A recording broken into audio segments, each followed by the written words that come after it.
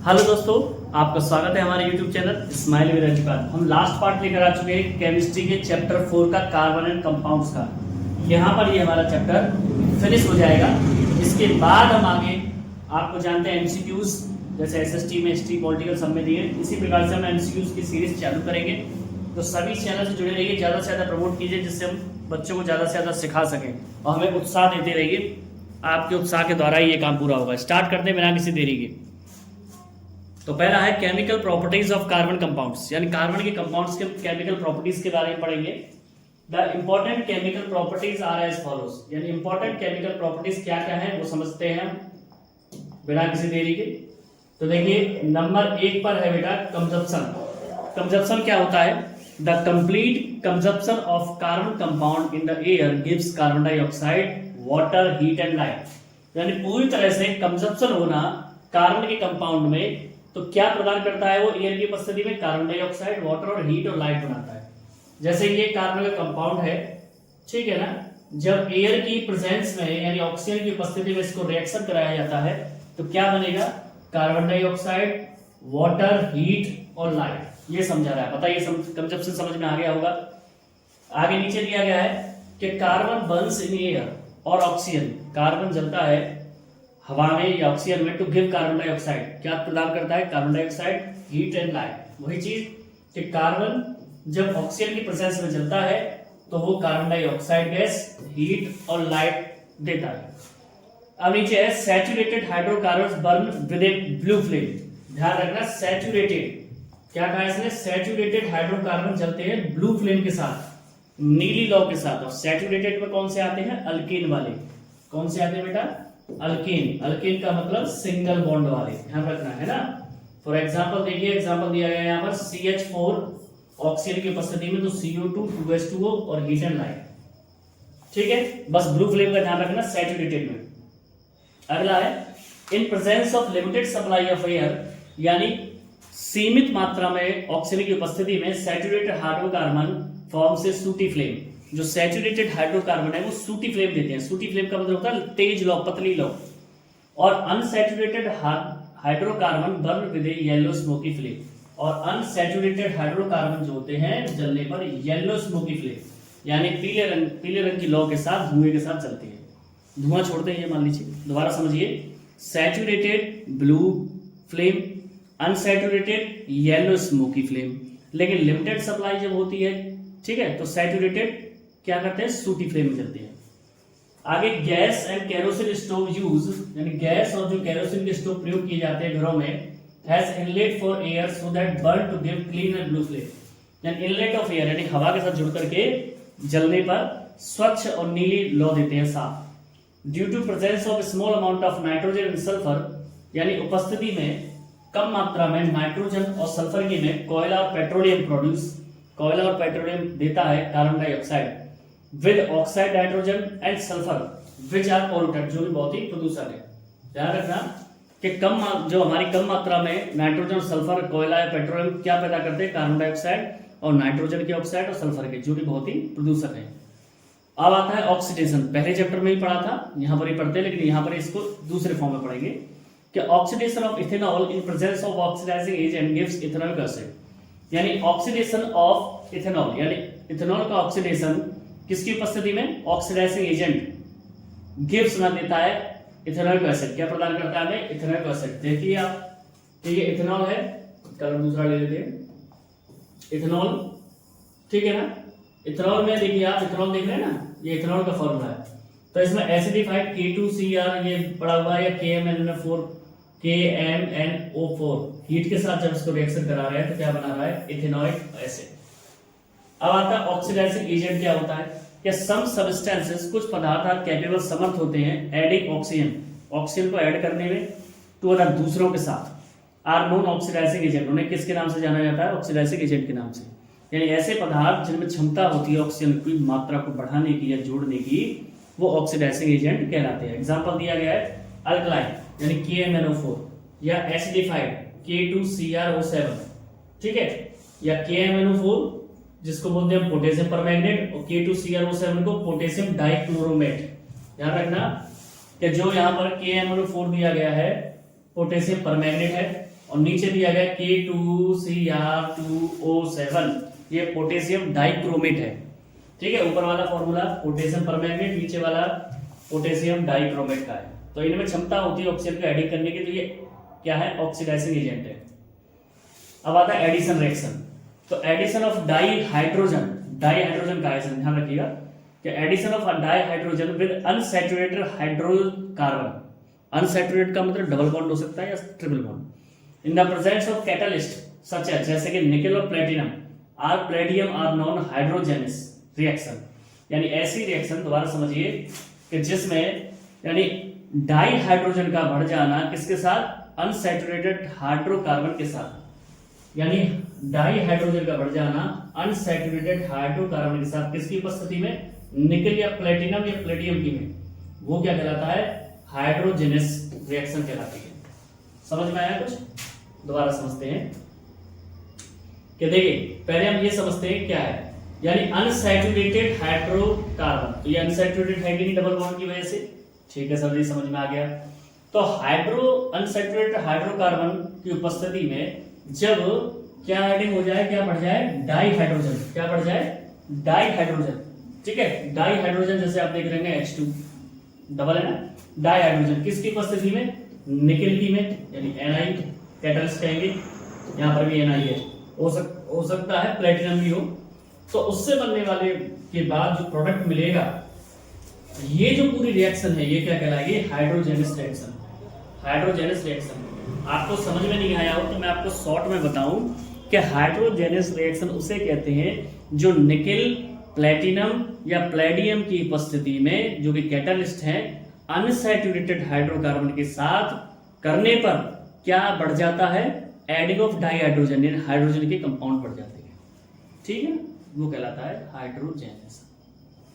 अब आता है कैटलिस्ट क्या होता है, कि सब्सटेंसेस, पदार्थ, दैट कॉज ए रिएक्शन, यानी वे पदार्थ जो कारण बनते हैं रिएक्शन का, ऑक्योर और प्रोसीड टू डिफरेंट रेट, और प्रोसीड करते हैं अलग अलग रेट पर, दर पर, without consuming it in it, बिना इसको कंज्यूम किए हुए, वही क्या कहलाते हैं, कैटलिस्ट। यानी बिना कंज्यूम किए हुए अलग अलग दर पर जब उनका प्रयोग किया जाता है, अलग अलग रेट पर प्रयोग किया जाता है, तो रिएक्शन का कारण बनते हैं, वही कैटलिस्ट कहलाते हैं। यानी कैटलिस्ट के लिए कहेंगे, यानी ऐसे पदार्थ जो रिएक्शन का कारण बनते हैं बिना उसको कंज्यूम किए हुए, वही कैटलिस्ट कहलाते हैं। जैसे कंज्यूम करने का मतलब है कि जब हम किसी कंपाउंड को दूसरे कंपाउंड के साथ ऐड करते हैं, तो वो उसके साथ मिलकर के या तो डिकम्पोजिशन करेगा, डिस्प्लेसमेंट करेगा, डबल डिस्प्लेसमेंट कर सकता है, लेकिन ऐसा ही कुछ नहीं करते। जैसे निकेल, प्लेटिनम, प्लेमोनियम, ठीक है। अब process of converting vegetable oil into solid fat, यानी वेजिटेबल घी, जब तरीका सीख रहे हैं कि वेजिटेबल ऑयल जो है उसको वेजिटेबल घी बनाने में, जिसे हम बोलते हैं Dalda, is called hydrogenation of oil. उसे क्या कहेंगे, हाइड्रोजेनेशन ऑफ ऑयल कहेंगे। ये क्रिया होती है, हाइड्रोजेनेशन पीछे बताया था मैंने। तो vegetable fats are saturated fat which are harmful for health, यानी वेजिटेबल फैट्स जो होते हैं वो हमारे स्वास्थ्य के लिए बहुत ही नुकसानदायक है। Vegetable oil containing unsaturated fatty acids are good for health, और वेजिटेबल ऑयल जिसमें अनसैचुरेटेड फैटी एसिड हो वो हमारे स्वास्थ्य के लिए लाभदायक है, लेकिन सैचुरेटेड नुकसानदायक है।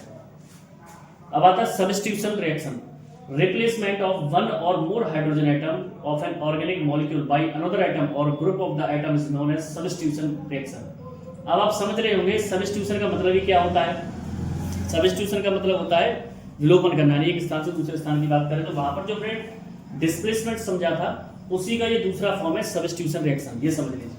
यानी डिस्प्लेसमेंट, लेकिन यहां पर हम कह सकते हैं रिप्लेसमेंट। यानी जब किसी रिएक्शन में, ध्यान रखना, जब रिएक्शन कराई जाती है हाइड्रोजन के एटम, दोबारा समझिए, जब रिएक्शन कराई जाती है किसी भी ऑर्गेनिक कंपाउंड की, ऑर्गेनिक कंपाउंड यानी मीथेन, तो किसी भी ऑर्गेनिक कंपाउंड की रिएक्शन जब कराई जाती है तो उसमें से हाइड्रोजन का जो एटम है वो दूसरे के साथ जुड़ जाता है, वही रिएक्शन क्या कहलाती है, सब्स्टिट्यूशन रिएक्शन। आप एग्जांपल से देख पा रहे होंगे कि देखिए इसमें CH4 लिखा हुआ है, ये Cl2 है, जब इनके बीच में रिएक्शन हुई तो बन गया CH3Cl, जो कि है बेटा क्लोरोमीथेन।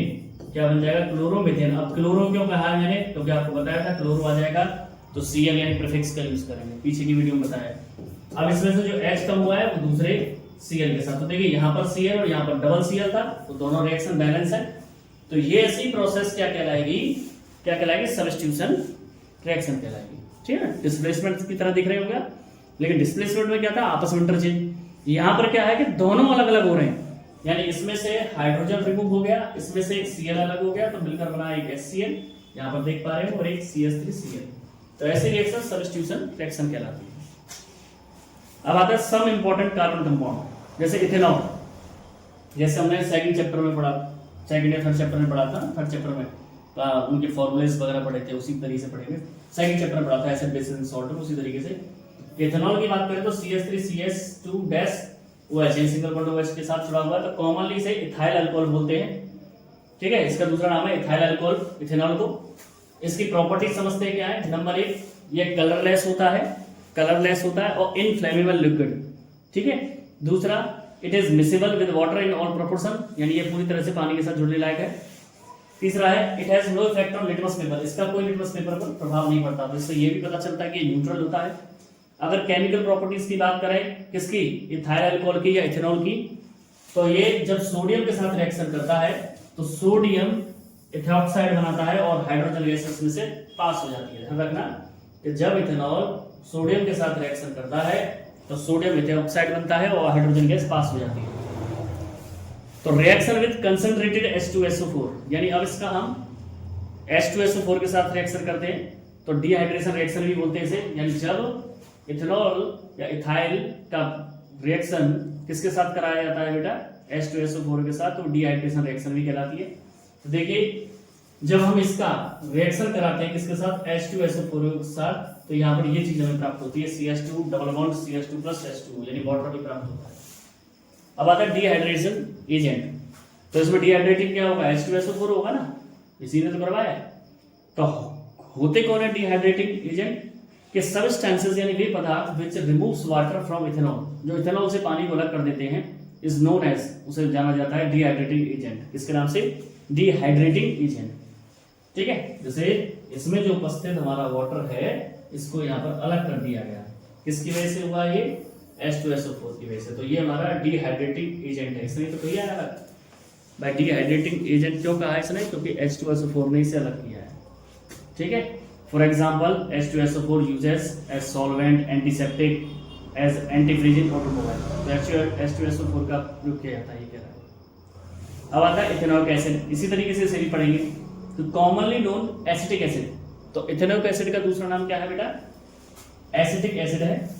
5 से 8% ethanoic acid in water is called vinegar, यानी यदि उसमें इथेनॉइक एसिड में पानी की मात्रा 5 से 8% हो तो वो विनेगर बन जाता है। Melting point of pure ethanoic acid is 290 kelvin, या 290 केल्विन इसका मेल्टिंग पॉइंट है।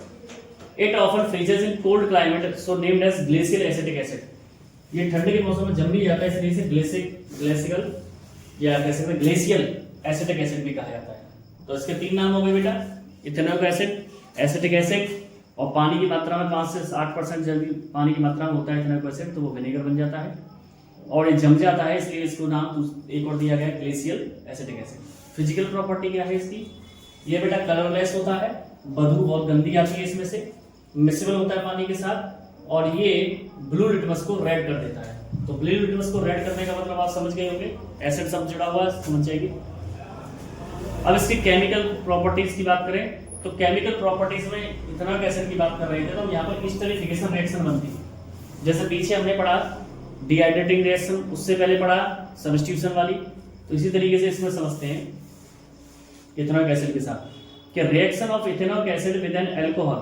ध्यान से देखिएगा कि रिएक्शन किसके साथ, इथेनॉइक एसिड की अल्कोहल के साथ जब कराई जाती है, किसकी प्रेजेंस में, ड्रॉप्स ऑफ H2SO4 कंसंट्रेटेड, यानी कंसंट्रेटेड H2SO4 के साथ, यानी H2SO4 की कुछ बूंदों के साथ, कंसंट्रेटेड के साथ जब इथेनॉइक एसिड और अल्कोहल की रिएक्शन कराई जाती है, क्योंकि H2SO4 किसका काम करता है, कैटलिस्ट का। कैटलिस्ट किसे कहते हैं, जो रिएक्शन कराने का काम करता है। गिव्स मान देता है स्वीट स्मेलिंग सब्सटेंस, एक मीठी मधुर सा पदार्थ जिसे जाना जाता है ईस्टर के नाम से। किसके नाम से जाना जाता है, ईस्टर के नाम से। इसी रिएक्शन को हम स्ट्रीफिकेशन रिएक्शन कहते हैं।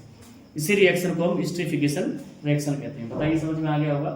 दोबारा समझते हैं कि इथेनॉइक एसिड और अल्कोहल इथेनॉइक एसिड और जब एल्कोहल की रिएक्शन कराई जाती है किसकी प्रेजेंस में, एज अ कैटलिस्ट H2SO4 की में, तो एक मधुर स्मेल निकलती है, पदार्थ बनता है जिसे हम ईस्टर बोलते हैं, और यही रिएक्शन ईस्टरिफिकेशन कहलाता है। ईस्टर्स आर यूज्ड, ईस्टर का प्रयोग किया जाता है मेकिंग परफ्यूम, परफ्यूम बनाने के लिए, या फ्लेवरिंग एजेंट, फ्लेवरिंग एजेंट में आएगा खुशबूदार चीजें, खुशबू के लिए जैसे क्रीम वगैरह में डाल देते होंगे। अब आता है सैपोनिफिकेशन रिएक्शन, जैसा आप समझ रहे होंगे साबुन से जुड़ा हुआ है लगभग। तो reaction of esters with sodium hydroxide, या जो पीछे ईस्टर बना है उसकी रिएक्शन यदि हम सोडियम हाइड्रोक्साइड के साथ करा दें, gives alcohol and sodium salt of carboxylic acid. तो क्या बनता है उससे बेटा, एक तो बनता है अल्कोहल और एक बनता है सोडियम साल्ट, जो कि क्या है कार्बोक्सिलिक एसिड का, जिसे हम सोप कहेंगे। ठीक है, तो हम कह सकते हैं ये जो बना है कार्बोक्सिलिक में, कार्बोक्सिलिक का तो आपको पता ही होगा COO, तो कार्बोक्सिलिक एसिड जो बना है या सोडियम इथेनॉइट बोल सकते हैं इसे, यही साबुन है। तो दिस रिएक्शन इज नोन, इसी रिएक्शन को जाना जाता है सैपोनिफिकेशन रिएक्शन के नाम से। तो दोबारा समझते हैं कि जब ईस्टर का या कह सकते हैं इथाइल इथेनॉल का रिएक्शन सोडियम हाइड्रोक्साइड के साथ कराया जाता है, किसकी प्रेजेंस में, H2SO4 की प्रेजेंस में कैटलिस्ट के रूप में, तो उससे बनने वाला प्रोडक्ट सोडियम इथेनॉइड, ठीक है, वो क्या कहलाता है, सोप कहलाता है। और यही रिएक्शन क्या कहलाती है बेटा, सैपोनिफिकेशन रिएक्शन कहलाती है। अब आता है reaction with carbonates and hydrogen carbonate. अब इसी इथेनॉइक एसिड का प्रयोग, तो दोबारा समझिए, इसी इथेनॉइक एसिड का प्रयोग जब हम रिएक्शन के, जब मिलकर के इनको रिएक्शन कराते हैं सोडियम कार्बोनेट के साथ या सोडियम बाइकार्बोनेट के साथ या सोडियम हाइड्रोजन कार्बोनेट के साथ, तो क्या होता है समझिए। तो क्या होता है कि ethanoic acid react with sodium carbonate and sodium hydrogen carbonate to give, देता है सॉल्ट, कार्बन डाइऑक्साइड और वाटर। ध्यान से समझिएगा, सॉल्ट, मैं यहाँ सॉल्ट लिख देता हूं, मैंने लिखा नहीं इसमें, सॉल्ट, वाटर और कार्बन डाइऑक्साइड, ठीक है ना। अब आता है प्रयोग कहां किया जाता है, देखो यूज एज विनेगर, विनेगर के रूप में, क्योंकि 5 से 8% होता है इथेनॉइक एसिड में पानी, तो विनेगर बन जाता है। Raw material preparation of acetyl chloride and Easter, और इसका प्रयोग किया जाता है कच्चे माल के रूप में, किसको तैयार करने के लिए, एसिटाइल क्लोराइड को और ईस्टर को। अब साबुन की बात करते हैं कि सोडियम और potassium salt of long chain fatty acid is called soap. यानी सोडियम या पोटेशियम सॉल्ट की एक लंबी चेन एसिड के रूप में बनने वाली ही क्या कहलाती है, सोप कहलाती है। जनरल फॉर्मूला दिया है R(NA+). अब डिटर्जेंट को पढ़ते हैं, जिसे हम बोलते हैं बेटा सर्फ, कि ammonium and sulphonate salt long chain fatty acid are called detergent. तो बस आपको ध्यान रखना है, अमोनियम और सल्फेट सॉल्ट की लॉन्ग चेन जो बनेगी फैटी एसिड की, वो डिटर्जेंट होगी, और सोडियम और पोटेशियम सॉल्ट की लॉन्ग चेन जो फैटी एसिड बनेगी वो हमारा सोप होगा। ठीक है, एग्जांपल दिया गया है CS3-CS2L CS2(11) C6H4SO3 Na। इसी को हम सॉल्ट एक्सट्रैक्शन प्रोसेस भी बोलते हैं। अब सोप और डिटर्जेंट में क्या अंतर होता है, इसको थोड़ा सा समझ लेते हैं ब्रीफली, कि ये सोडियम और पोटेशियम, ये सोडियम और पोटेशियम सॉल्ट की लॉन्ग चेन होती है, जबकि डिटर्जेंट अमोनियम और सल्फोनेट की लॉन्ग चेन होती है। इसका आयोनिक पार्ट सोप का होता है ये वाला आयोनिक पार्ट, ठीक है, और इनका होता है ये वाला आयोनिक पार्ट। अच्छा, their efficiency decrease in hard water, यानी इनकी जो एफिशिएंसी जरूरत होती है वो कठोर पानी में भी होती है, और इनकी एफिशिएंसी अनअफेक्टेड इन हार्ड वाटर, यानी इनकी जरूरत अनअफेक्टेड हो जाती है हार्ड वाटर में। मतलब जो खारा पानी होता है उसमें एक बार को साबुन काम नहीं करेगा, लेकिन ये काम कर जाता है, यानी इनकी ताकत कम हो जाती है, डिक्रीज हो जाती है, और ये अनअफेक्टेड रहता है डिटर्जेंट हार्ड वाटर में। सोप्स आर बायोडिग्रेडेबल और detergent non biodegradable. Soap biodegradable होते हैं, जबकि डिटर्जेंट नॉन बायोडिग्रेडेबल होते हैं। अब आता है एडवांटेज ऑफ डिटर्जेंट, कि लाभ क्या है, कि main advantage of detergent over soap is, यानी सोप से ऊपर, साबुन से ऊपर डिटर्जेंट का सबसे मुख्य एडवांटेज ये है कि soaps can not be use in hard water. मैंने भी बताया था कि साबुन का प्रयोग हार्ड वाटर में प्रयोग नहीं किया जा सकता, धुलाई के लिए, क्योंकि हम सर्फ का यूज करते हैं धुलाई के लिए, बिकॉज क्योंकि hard water react with soap to form curdy white precipitate called scum. तो आज आपको पता चल गया होगा कि जब हम खारे पानी में जब साबुन लगाते हैं तो फटा सा हो जाता है दही के रूप में, कर्डी का मतलब दही रूपी, तो फटा सा हो जाता है, वो पदार्थ स्कम होता है। क्या होता है बेटा? स्कम होता है। समझ गए कि जब हम साबुन का प्रयोग खारे पानी के साथ करते हैं तो वो स्कम पदार्थ होता है, करडी फ्लेवर, वो करडी रूप में फटाफटा सा। ठीक है, तो जैसे सोडियम स्टेट ये हमारा सोप है, तो जब इसको CaCl यानी कैल्शियम क्लोराइड के साथ रिएक्शन कराया तो स्कम बन गया।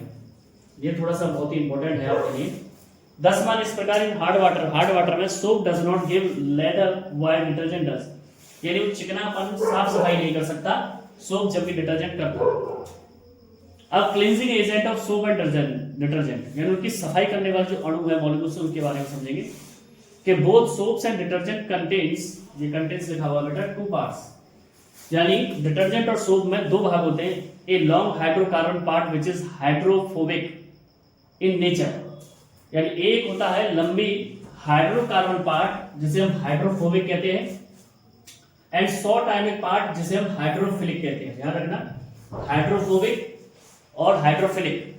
अब हाइड्रोफिलिक क्या होता है? पानी को अट्रैक्ट करने का काम करता है, और हाइड्रोफोबिक जो होता है वो पानी को रिपील करने का काम करता है। रिपील समझते हैं ना, अलग करने का, दूर भगाने का, और अट्रैक्ट करने का हाइड्रोफिलिक इन नेचर। तो hydrocarbon part of soap molecule links itself to the oily drop and ionic end itself towards the water, यानी जो हाइड्रोकार्बन पार्ट है सोप का, साबुन के मॉलिक्यूल्स का, वो oily part, dirt part drop से जुड़ जाता है और पानी की ओर धकेलना शुरू करता है, and forms a spherical structure, और एक स्फेरिकल स्ट्रक्चर बनाना शुरू करता है जिसे हम बोलते हैं मिसेल्स। क्या बोलते हैं? मिसेल्स बोलते हैं। The soap micelles helps in dissolving in the dirt, और यही जो सोप मिसेल्स है, ये जो बना है, ये वाला जो हिस्सा बना है, बबल्स बोल सकते हैं, वही गंदगी को डिसॉल्व करने का काम करता है, खत्म करने का इन वाटर, पानी में, एंड वॉश अवर क्लॉथ, और हमारी धोता है कपड़ों को। तो ये याद रखना, यही काम करता है मिसेल्स। आप देख पा रहे हैं, ठीक है। तो ये ऑयल ड्रॉपलेट है, ऑयल ड्रॉपलेट, तो ये जो बन रहे हैं मिसेल्स, यही इनको अलग करने का काम करते हैं गंदगी को। लिखना होगा, आप देख रहे होंगे मिसल फॉर्मेशन, मिसल कैसे होता है। तो यहाँ पर ये हमारा कंप्लीट वीडियो हो चुका है। मोस्टली इसमें रिड्यूस सिलेबस भी जुड़ गया है, लेकिन मैंने आपको सब कुछ पढ़ा दिया जो मुझे लगा इंपॉर्टेंट है। अब मैं आपसे इंपॉर्टेंट बात करना चाहूंगा कि लास्ट पार्ट को जो भी बच्चे देखें, 1 देखें, 10 देखें, 20 देखें, 25 देखें, जिस प्रकार मैंने SST के MCQ कराए हैं उसी प्रकार मैं साइंस के MCQ भी कराऊंगा। हर चैप्टर के नहीं, पूरी फिजिक्स के एक बार में, पूरी केमिस्ट्री के एक बार में, और पूरी बायो के एक बार में, उसके बाद रीजन असर्शन भी एक बार में, उसके बाद शॉर्ट आंसर भी कराऊंगा। बस आप चैनल से जुड़े रहिए, कहीं ना कहीं आपको फायदा मिलेगा। छोटा समझ करके कहते हैं ना, छोटा बच्चा जान के, तो ये बस समझिए, आप अगर सपोर्ट करेंगे तो चैनल कहीं ना कहीं पहुंच ही जाएगा। आप बस जुड़े रहिए, मेरी मेहनत को तवज्जो दीजिए, सपोर्ट करिए, ज़्यादा से ज़्यादा लोगों तक जुड़िए, अपने स्टेटस पर लगाइए, जो भी डिजिटल प्लेटफॉर्म से आप मेरे चैनल को ग्रो कर सकते हैं उससे ग्रो कीजिए। तो मिलते हैं आपसे अगली वीडियो में, और आशा करता हूँ वीडियो पसंद आया होगा। तो stay healthy and stay fit. जय श्री श्याम।